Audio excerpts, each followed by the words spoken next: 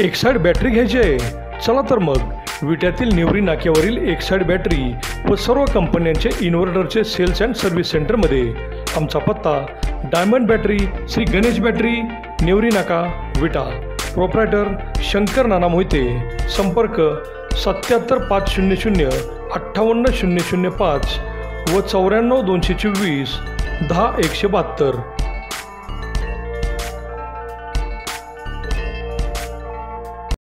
घेण्यासाठी सुद्धा मतदार यादीवर जे प्रकाशित होते तर त्याच्यावर आक्षेप घेण्यासाठी सुद्धा कालावधी दिलेला असतो.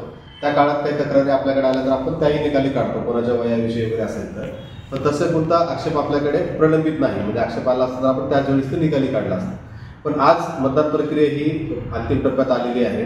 मतदार यादी ही जी 29 ऑक्टोबर 2024 जी अंतिम मतदार यादी तयार झालेली आहे ती आपण आता निवडणुकीसाठी वापरत आहोत. त्याच्यामध्ये आता कोणत्याही परिस्थितीमध्ये आपल्याला बदल करता येणार नाही.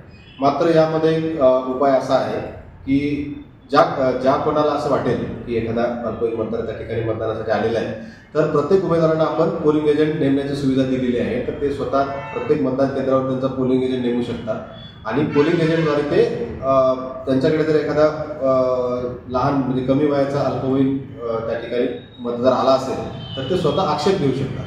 तर त्यावेळेस जे केंद्राध्यक्ष असतील त्या मतदान केंद्राचे केंद्राध्यक्ष हे त्या ठिकाणी त्या मतदाराची चौकशी करतील आणि त्यांनाही दिसून आलं की एखादा मतदार कमी वयाचा आहे तर त्याच्याकडून जोडपत्र 15 भरून घेतलं जाईल. असं आपण त्यांना जोडपत्र साहित्यामध्ये दिलेले आहे, जोडपत्र 15 आणि जोडपत्र 16. तर जोडपत्र 15 मध्ये स्पष्ट आहे की ते प्रतिज्ञापत्र आहे, म्हणजे की त्या मतदाराने स्वतः भरून द्यायचं आहे की मी 18 वर्षाचा, म्हणजे ज्यावेळेस मतदार यादीमध्ये नाव टाकलं तर त्यावेळेस मी आता 18 वर्षाचा पूर्ण होतो. तर तसं त्या स्वरूपाचं त्यांनी मतदार यादी मध्ये प्रतिज्ञापत्रामध्ये नमूद करणं आवश्यक आहे. आणि अशी जर माहिती ते स्वतः मतदार खोटी देत असेल प्रतिज्ञापत्रामध्ये तर त्याला जवळपास 1 वर्षापर्यंतची शिक्षेची तरतूद आहे. आपला जो कायदा आहे त्यानुसार कलम 31 नुसार. तर त्याच्यामध्ये त्याला आधीच पूर्वकल्पना आपण देतो की तुम्हाला 1 वर्षापर्यंत शिक्षा होऊ शकते किंवा दंड सुद्धा होऊ शकतो. तर तुम्ही जर 18 वर्ष पूर्ण असाल तरच ते मतदान आपले प्रतिज्ञापत्र भरून द्या. तर तो व्यक्ती त्या ठिकाणी जर खरंच त्यांनी ज्यावेळेस मतदार यादीमध्ये नाव नोंदवलं त्यावेळेस तो 18 वर्षाचा असेल तरच तो प्रतिज्ञापत्र भरून देईल, नसेल तर तो प्रतिज्ञापत्र भरून देणार नाही. तरी सुद्धा काही चुकीचे प्रतिज्ञापत्र जर कोणी भरून देत असेल तर ते आपण संबंधित पोलीस यंत्रणेकडे देऊ. आपण त्याची चौकशी करून त्याच्यावर आपण गुन्हा नोंद करण्याची कारवाई सुद्धा पुढे आपण करू शकतो. तर अशा पद्धतीनं आपण प्रत्येक मतदान केंद्रावर कुणीही आक्षेप घेऊ शकते, म्हणजे आपले पोलिंग एजंट आक्षेप घेऊ शकतात आणि PRO त्याच्यावर आपण कारवाई करू शकतो. आणि अंतिमरित्या जे काही असे मतदार आढळून आले तिथं कुठे तर त्यांची आपण एक यादी पण बनवत असतो की प्रतिज्ञापत्र ज्यांनी भरून दिले की स्वतः 18 वर्षाचं पूर्ण असल्याबाबत खात्री असल्याची, त्यांची एक यादी बनवत असतो. आणि अशा वेळी काय होऊ शकते की एखादा कोणी ज्या बातमीमध्ये तथ्यता खरंच असेल तर एखादा अल्पवयीन मतदार असेल तर ते प्रतिज्ञापत्र भरून पण देणार नाही.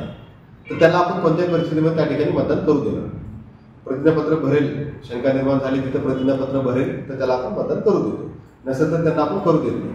तर तशा मतदान न केलेल्या मतदारांची पण सुद्धा आपण एक यादी या जोडपत्र 16 मध्ये घेत असतो. तर अशा पद्धतीने आता सध्या तरी आपण त्या मतदार यादीतली नावं काही कमी करू शकत नाही किंवा काही त्याबद्दल निर्णय घेऊ शकत नाही. फक्त एकच आहे की कोणालाही असं निदर्शनास आलं तर संबंधित उमेदवाराने आपल्या पोलिंग एजंट मार्फत त्या ठिकाणी आक्षेप घेण्याची जी काही सुविधा आपण दिलेली आहे तर संबंधित केंद्राध्यक्षांना त्यांनी निदर्शनास आणून द्या. अशी अल्पवयीन मतदारांची किती नाव आहेत, किती आकडेवारी आहे? नाही, आपल्याकडे कोणी अधिकृतरित्या कुठला काही तक्रार किंवा काही संख्या आपल्याला कळवलेली नाही. आपण बातमीमध्येच वाचतोय की काही ज्यांनी तक्रार केली ते म्हणते 2000 पेक्षा जास्त नाव आहेत. नाही, आपण आता कसं आहे की आता आपण ते पडताळणी करणं या टप्प्यावर शक्य नाही मतदार यादीमध्ये. आपण आता ती जी काही तक्रार असेल ती आपण निवडणूक प्रक्रिया संपल्यावर आपण ती घेऊन आपण प्रोसेस करू शकतो की ते. पण प्रत्येकाने मतदार यादीमध्ये नाव नोंदवत असताना तो जे पुरावा देतात त्यानुसारच आपण त्यांची नोंदणी केली. पुरावा जर 18 वर्षाचा असेल तरच आपण नोंदणी केलेली आहे, त्याशिवाय आपण नोंदणी करत नाही कोणत्याही. तरी या बातमीबाबत कोणीही गोंधळून जाण्याची आवश्यकता नाही किंवा कुठल्याही निवडणूक प्रक्रियेवर कोणीही शंका घेण्याची काही गरज नाही. प्रत्येक ठिकाणी आपण कायदेशीर तरतुदी दिलेल्या आहेत. तर त्याचं सर्व मतदार, सर्व नागरिक, सर्व उमेदवार हे पालन करतील आणि पूर्ण निवडणूक प्रक्रिया शांततेमध्ये आणि व्यवस्थितरित्या पार पाडेल अशी आपण मी सर्वांकडून अपेक्षा करतो. आता जे अल्पवयीन मुलांची नावं काही आहेत आरोप केलाय, त्यांनी यायचं का मतदानाला?